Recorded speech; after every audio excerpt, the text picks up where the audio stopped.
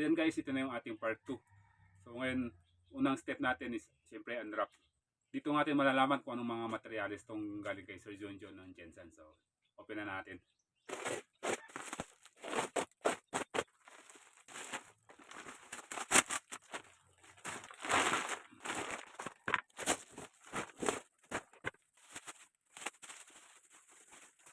Ito siguro yung huling balot nito.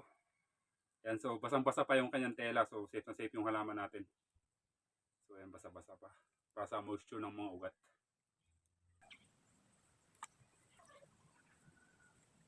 So yan, salamat sa freebie ni Sir John John.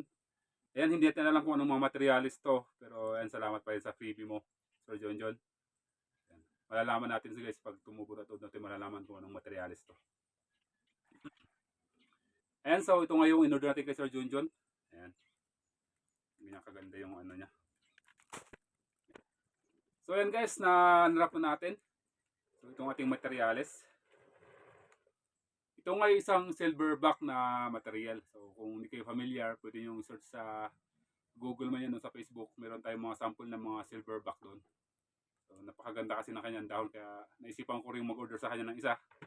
Subukan kung kaya ang klima dito sa Baguio, sa lamig. I-try pa rin natin kung kaya. At least maganda, di ba? So ganyan yung kanyang nibari. Napakaangas. Ganda naman sa likod. Ganda rin siya. So sana kaya dito sa Baguio. Sana kaya yung lamig. Siyempre, hindi natin malalaman kung di natin susubukan, di ba? At may kasama pa siyang freebie.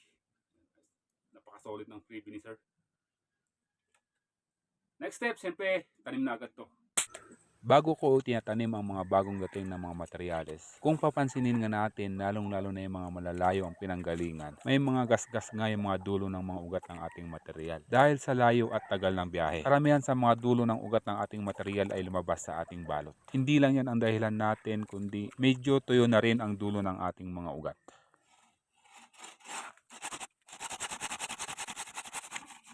Kaya naman lahat ng mga ugat nito babawasan nga natin ng 1 hanggang sa 2 inches ang haba. Pansinin nyo guys yung bagong putol natin at itong dati. Halatang tuyo na nga yung mga dulo ng ugat nito.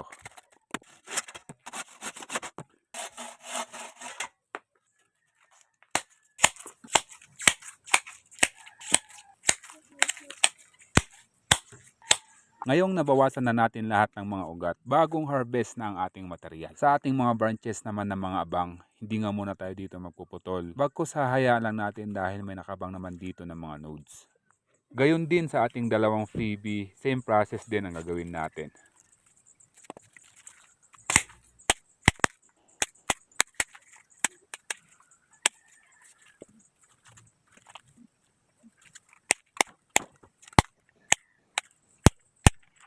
Ngayong tapos na ang ating pagbabawas ng mga ugat, dako naman na tayo sa ating next step.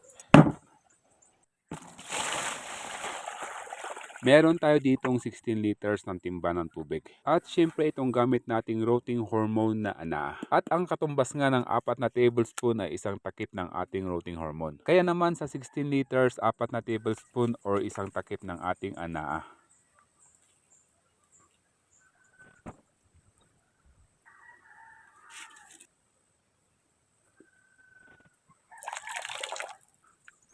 Next, mix lang natin ng maayos. Sa pagbabad naman nating materyales, meron nga itong mga oras o segundong pagbabad. Sa minuto nga pwede ito sa 15 to 30 minutes. Sa oras naman, pwedeng 24 hours. Sama na rin natin itong freebies natin.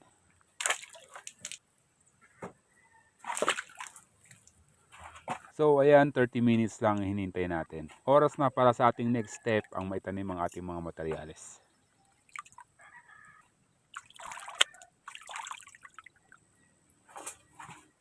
Para sa kanyang training pot, gagamit tayo dito ng sirang galon ng tubig. Para sa medium naman natin, gumamit tayo dito ng topsoil at compost. Agad naman sinunod ang ating materyales. Gumamit tayo dito ng wire para sa pag-anchor ng ating puno para mas mapatibay itong puno natin. Sa paggamit nito, may iwasan ang pagtumba ng ating puno kapag ito'y masagi man o meron mang malakas na hangin. Oras na para lagyan ng medium.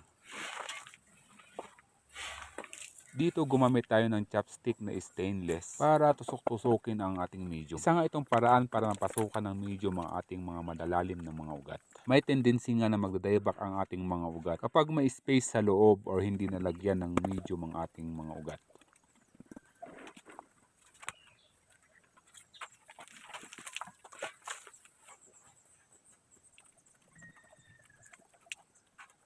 Tela para sa ating medium para hindi agad ito ma-wash out kapag diniligan. At syempre tela para sa moisture ng ating medium at ng mga ugat.